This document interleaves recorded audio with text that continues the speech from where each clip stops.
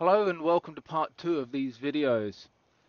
The first set of videos was filmed, I think, 11 years ago now, and a lot has changed in that time.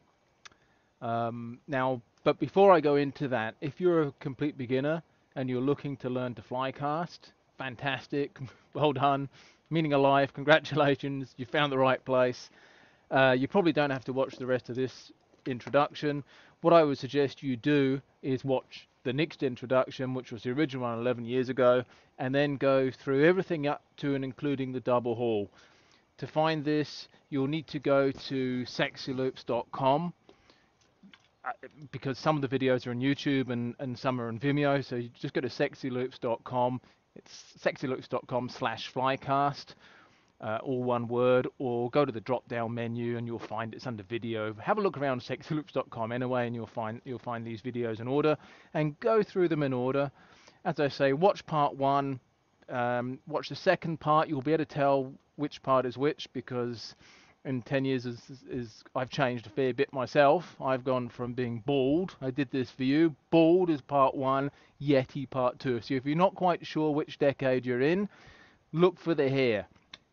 Um, the way to go through it is obviously you watch the introduction. There's nothing to do then, but then you watch part one of whatever comes next. I think it's tackle, and then eventually we get through to various casts. I think the triangle method is very early on. So watch part one of the triangle method. Watch part two where I talk about it again because I've changed a few things, and then go and train it. Go and practice it. Then come back, watch the next part one and two, and then go and train that, and all the way up to the double haul, and then you can keep repeating that cycle probably for about 8 months. You want to go out and one of the secrets to becoming a good fly caster is to go out and practice, is to go out and train, and to enjoy it. I think that's probably the biggest secret. If you enjoy it, you're happy to go out into your garden and go and have a cast. You'll feel a bit silly standing in a field to begin with, and because lots of people come up and ask you if you've caught anything, which of course is hilarious, and have a good laugh with them. After a few thousand times, the joke starts to get old, but sometimes the best jokes are the old ones. Now, so you can go off and do that. For the rest of you, I think there's two or three different types of coming in. One I expect is kind of like what I call the intermediate level caster. Been fishing for 15 to 50 years, and suddenly decide to think to themselves, well, what it would be like if I was a good fly caster? How do I learn to do that? Well, you can learn from this. Hang on, I'm being attacked. You can learn from this. Do the same thing. Go through it in sequence, right from the beginning, right through. To work through a lot of this stuff is going to take 2 or 3 years, realistically. In fact, there'll be some content I'm going to put in, particularly in this second follow-up video, which will go right up there in terms of skill levels and things that you have to do to get there. And then there's also, I'm sure there are instructors who are going to watch this video too. Something I think that's really been missing in fly casting, although I did talk a little bit about it in the original app, in the original set of videos, we're really missing drills and exercises. So several things have changed in my last 10 years. The first is I've been doing a lot of guiding in that time, and guiding people on the water and trying to fix their cast gives you a different insight, particularly seeing how they behave under pressure. Here it's a very difficult fishery. But also, because they're a repeat customer, to come back again, I give them things to practice. The first time they come here, often the fish doesn't even see the fly. So I give them training exercises, so I get to see how they improve when they come back. Probably the bigger thing was a chap I taught to become an MCI more than 10 years ago, maybe 15 years ago, Mark Surtees, along with a friend he trained to become CI, Vince Brandon, and a common mutual friend we have, Will Shaw. They started to really look into the science behind motor learning, how people learn to move and how they're taught in other sports. And at first I was like, don't need to know that. I've been teaching nearly 30 years. Who needs to know that? Anyway, if I've ever had to take back my words and eat the big dose of humble pie. This has been it, because like the first chapter of these books, I had to start reading these books, and a chapter in it, I'm like, I should have read this. We should have done this years ago. And so it's had a big influence on how I approach teaching. It's been the biggest, I would say.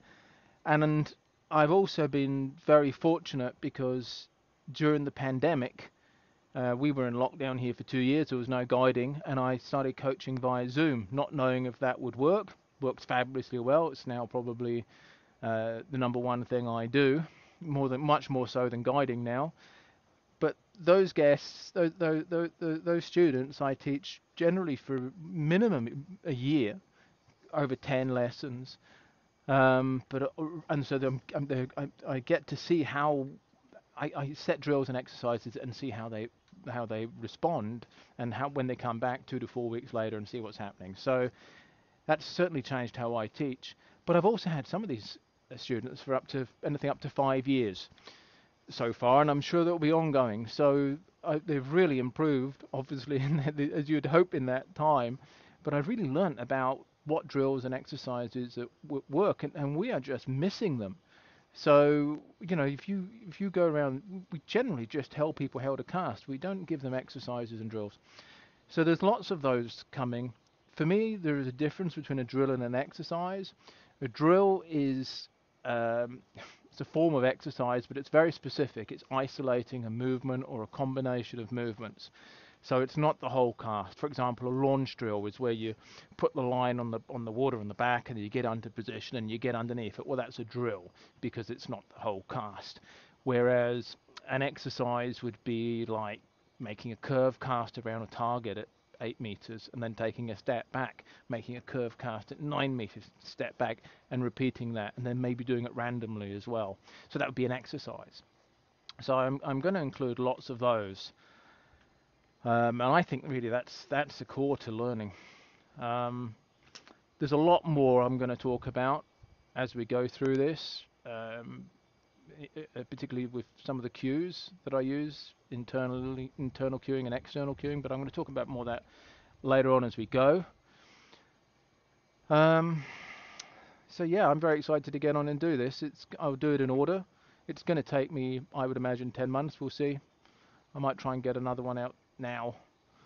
But I think it's something that will really take us up to where I am anyway as a coach nowadays. And hopefully it works for you. Now, if you've got any questions, the best place to ask them is not in YouTube, because the boxes are really small to type in. The best place is to join the Sexy Loops board. You'll have to send me an email for that, and then you can ask the questions about these videos that you find on Sexy Loops. You can follow a link into the board and ask the questions here. And that's really good, because that feedback helps me understand what's working and what's not working. And it's also good because you get other people's views, because there's a lot of different coaches and instructors on the board. Anyway, with that, have fun.